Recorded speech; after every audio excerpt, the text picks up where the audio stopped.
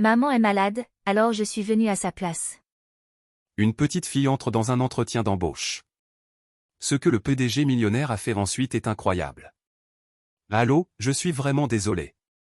La voix de Claire tremblait alors qu'elle tenait le téléphone contre son oreille. Sa respiration était rapide, saccadée, conséquence de la fièvre qui brûlait son corps affaibli. Je suis à l'hôpital. J'ai vraiment envie de venir, je me suis préparé, mais là, Madame, coupa la voix glaciale de l'autre côté de la ligne. Nous ne reprogrammons pas les entretiens. Si vous n'êtes pas présente à l'heure convenue, votre candidature sera disqualifiée. Merci. Clic. La ligne se coupa. Le bras de Claire retomba le long de son lit, comme vidé de toute force. Elle fixa le plafond blanc de la chambre d'hôpital, la lumière pâle du matin filtrant à travers les stores. Sa vision se troubla non pas à cause de la fièvre, mais à cause du poids dans sa poitrine. Lentement, elle baissa les yeux vers le sac en cuir usé serré contre elle, son dernier espoir. Elle l'ouvrit avec des doigts tremblants. À l'intérieur, son CV, soigneusement tapé et imprimé la veille, protégé dans une pochette plastique. Sur le dessus, un petit mot d'espoir qu'elle s'était écrit à elle-même. C'est le début de quelque chose de meilleur. Des larmes silencieuses coulèrent sur ses joues. S'il vous plaît, murmura-t-elle, à peine audible. Ne me retirez pas cette chance. Ma fille a besoin de ça. Elle mérite mieux. Dans un coin discret de la chambre, une petite fille était assise sur une chaise en plastique, les jambes balançant dans le vide. Elle s'appelait Léna. Elle avait 4 ans, des cheveux couleur miel et des yeux bleus aussi clairs et brillants que le ciel du matin. Elle avait vu sa mère faire des sacrifices chaque jour. Elle l'avait vue rentrer tard du café où elle travaillait, épuisée, mais toujours prête à chanter une berceuse avant de dormir. Elle l'avait vue réparer leur grille-pain cassé avec du ruban adhésif et une cuillère. Elle l'avait vue sauter des repas pour qu'elle, Léna, puisse manger à sa faim. Pour que Léna puisse manger. Et maintenant, elle venait de voir sa maman pleurer. Elle ne disait rien. Elle restait assise, immobile, les petites mains crispées sur ses genoux, le visage grave, bien au-delà de son âge. Quand Claire s'endormit enfin, vaincue par la fièvre et les médicaments, Léna se leva sur la chaise, se pencha doucement et écarta une mèche de cheveux collée sur le front humide de sa mère. Puis elle descendit. Elle se dirigea à pas feutrés vers le sac, l'ouvrit lentement et prit la pochette transparente, celle que sa maman regardait chaque soir depuis une semaine. Elle la fixa un instant, comme pour s'imprégner de son importance. Puis, sans un mot, elle marcha jusqu'au porte-manteau et attrapa sa robe rose préférée, celle avec les petits nœuds blancs sur les manches. Elle l'enfila sans bruit, puis, serrant la pochette contre elle à 2 mains bien trop grandes pour sa taille, elle sortit de la chambre d'hôpital et s'engagea dans le couloir, dépassant les infirmiers, les patients, et la machine à café qui ne marchait jamais. Personne ne la remarqua. Personne ne l'arrêta. Elle trouva son chemin jusqu'au rez-de-chaussée et sortit dans la ville. Le vent matinal glacial poussa contre sa petite silhouette, mais elle ne broncha pas. Elle savait où aller.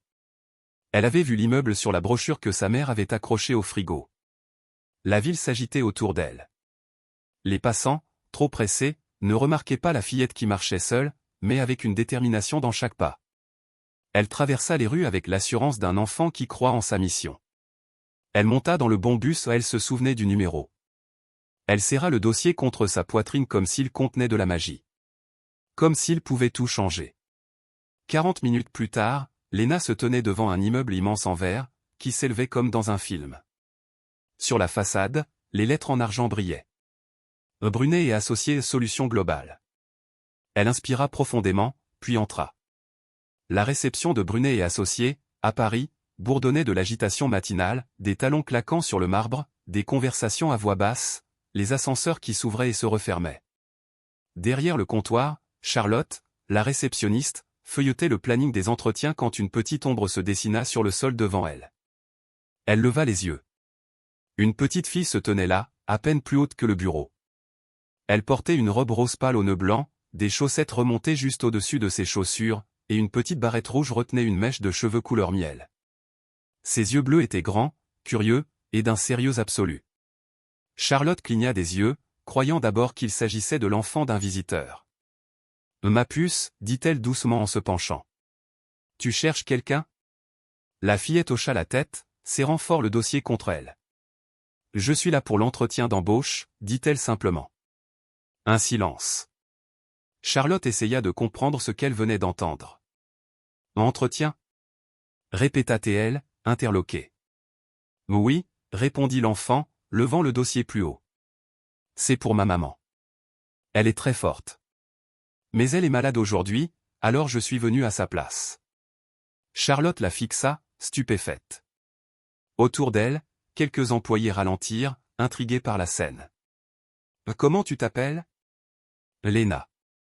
Et ma maman s'appelle Claire Dubois. Charlotte chercha rapidement dans la liste.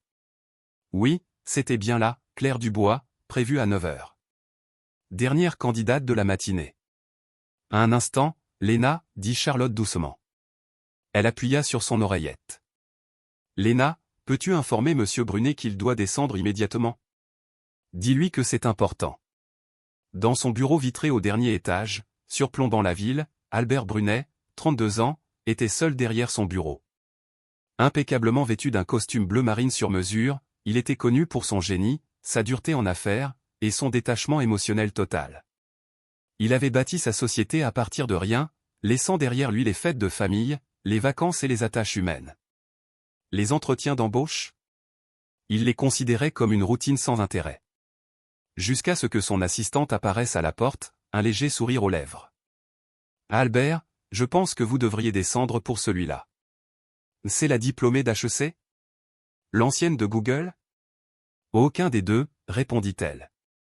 C'est très spécial. Venez juste. Albert soupira, ajusta sa montre, et prit l'ascenseur. Quand les portes s'ouvrirent, la scène qui l'attendait le laissa sans voix. Là, au milieu du hall, se tenait une fillette, pas plus haute qu'une borne d'incendie. Elle se tenait droite, comme si elle était chez elle. « Tu t'appelles Léna ?» Elle le vit. Son visage s'illumina. « C'est vous le patron ?» demanda-t-elle joyeusement. Albert cligna des yeux. « Oui, c'est moi. Je suis venu vous montrer le dossier de ma maman, » dit-elle en s'avançant vers lui.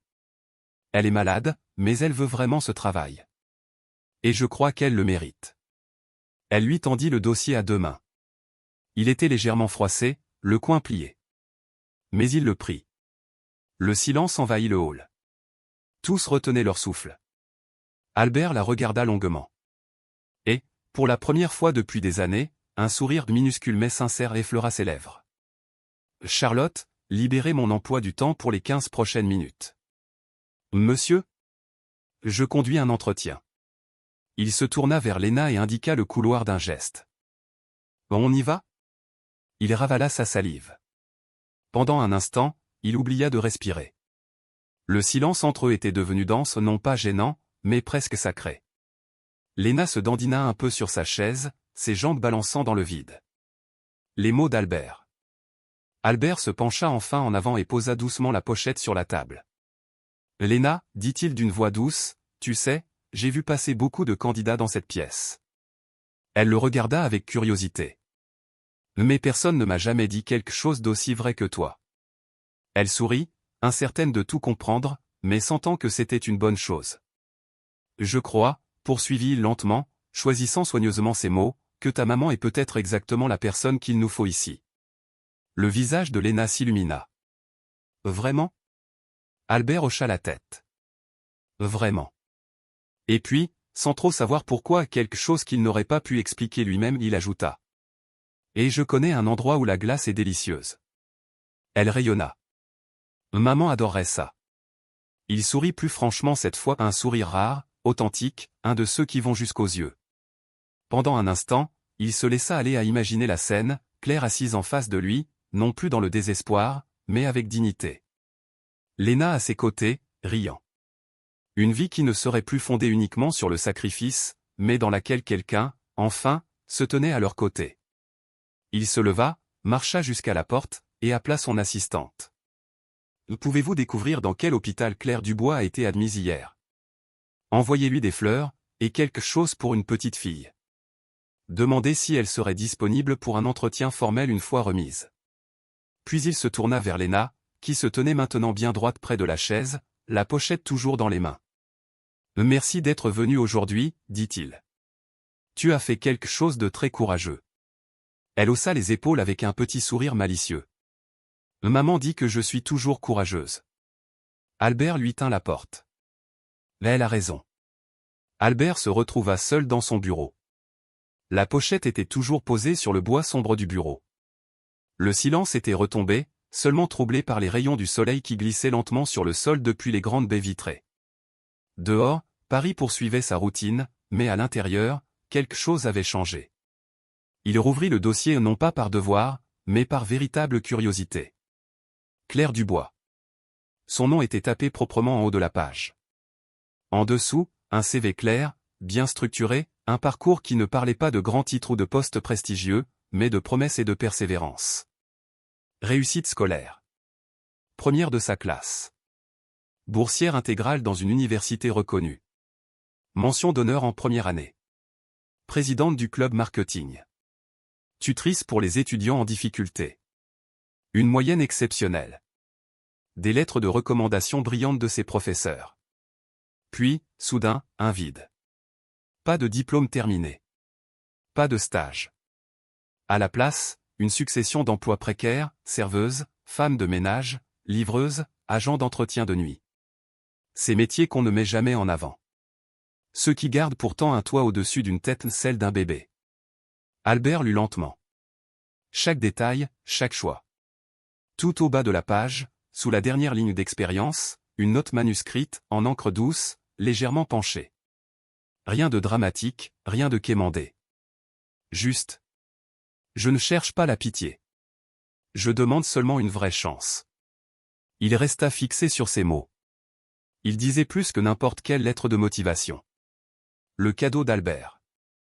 Il s'adossa à son fauteuil et regarda par la fenêtre, pensif. Il avait construit son entreprise sur la logique, les données, les résultats mesurables. Mais quelque chose, ici, échappait à tout cela. Pas de la pitié, non.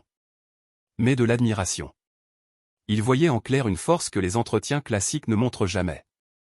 Une résilience, née non pas de l'ambition, mais de la nécessité. Une force discrète, celle qui façonne non seulement de bons employés, mais de véritables leaders. Il appuya sur l'interphone. Charlotte ? Oui, monsieur. J'ai besoin d'envoyer une livraison à l'hôpital général de la ville. Un silence.